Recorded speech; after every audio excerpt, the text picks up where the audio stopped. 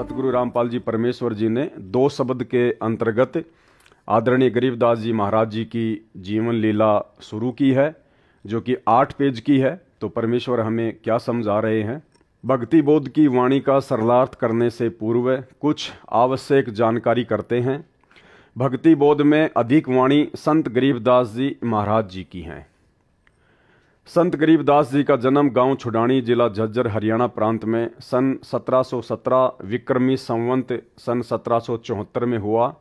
गांव छुडानी में गरीबदास जी महाराज जी का नानका है। ये गांव करोथा, जिला रोहतक, हरियाणा के रहने वाले धनखड़ गोत्र के थे।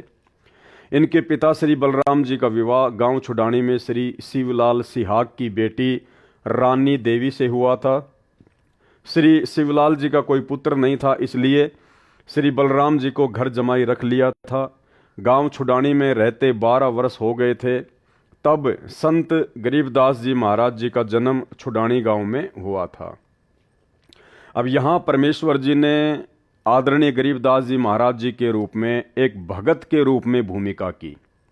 तो परमेश्वर जी यहाँ पे जन्म शब्द का यूज कर रहे हैं, क्योंकि हमारी चरम दृष्टि को धोखा देते हुए और काल को धोखा देते हुए परमात्मा इस 21 ब्रह्मांड में सतगुरु रूप धारण करके अपना ज्ञान प्रचार करते हैं।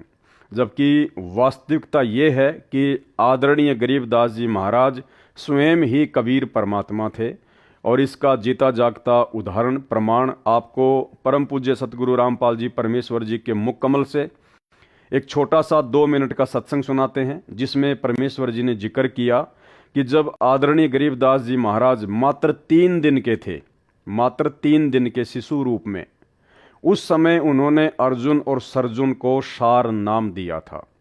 तो भाई और बहनों, यदि ये एक भगत होते, आम जन होते, तो 3 दिन की उम्र में कैसे अर्जुन और सर्जुन को, जो कि उन्होंने 650 साल पहले जब ये कबीर दास नाम से काशी में प्रकट हुए थे, तो उन्होंने वचन दिया था अर्जुन और सर्जुन को कि आज से 200-250 वर्ष के बाद में मैं गांव छुडानी में आऊँगा, उस समय तुम्हें सारनाम देकर तुम्हारा उद्धार करूँगा।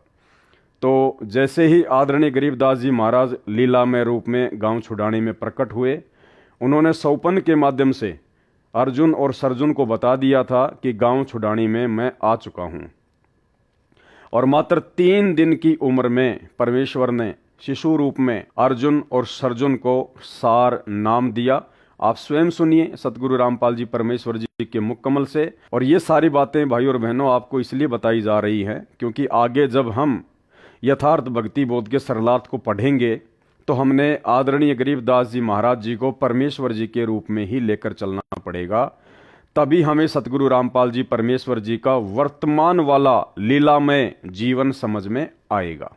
आपका गुरु कित है महाराज कि आपके घर में, मेरे घर में अवकाल जो बच्चा पैदा हुआ है, 3 दिन का हो रहा है, परसों जो पैदा हुआ, और गुरु कहाँ, वो गुरु से हमारा ने बोला जी आप यहाँ पौड़ी में बैठो, मैं लड़के ने यहीं ले आऊंगा।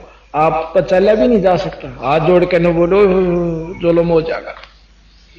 एक सजाते ही पारे सारा ना लाइयो, गड़ जाएंगे कत आम चालेंगे। तो बोला जी चालन जोगे तो कोई ना, चाहे मर जा राम है, जाएंगे उसके बारे में आगे उड़ा माथा टेकेंगे। एक 2 या 9 पकड़े, 2 या 9 पकड़ा, उन लत ले गए बेचारे, नो पिता की तपा टेक दे, नो टूटे टूटे से गोडे जाके उस जहां माता रानी नाम था महाराज जी की माता जी का, जहां माता रानी और बच्चा महाराज बंदी छोड़ लेटे हुए थे, उस कमरे में जाकर और छोड़ दिए। इन्होंने बोले तुम बाहर जाओ, और बाकी बाहर नो कान ला के सुने के बात हो रही है। महाराज रानी सुआदी नींद थे, और वो नो देखे नो खिड़कियां में देखें के बतलाव से बंदी छोड़ 3-7 दिन के बच्चे नो बोले अर्जुन सर्जुन, और वो लंबे पड़े मुंदे रोए नो बोला जचगी था रहे, गुरु के प्रति विक्षेप नहीं आकर अगर जी बस भोग लिया हमने जितना भोगना था, बंदी छोड़, पापी जीव से बख्श दो। नो बोला आज के बाद प्रण कर लो, कभी भी गुरु के प्रति विक्षेप नहीं लाना। गुरु मानस कर जानते हुए नरकइये अंध, महादुखी संसार में आग यम के फल। नो बोला बैठे हो, महाराज की शक्ति तो एकदम नो बैठे हो। ने बोला नाम लो, उपदेश दिया और भजन करो। भजन किया और जाओ मुक्त हो जाओगे। इतना कह के उसने ठा के बलराम जी उनके पौड़ी में ले आए। 2-3 दिन वहां डटे। उसी समय शरीर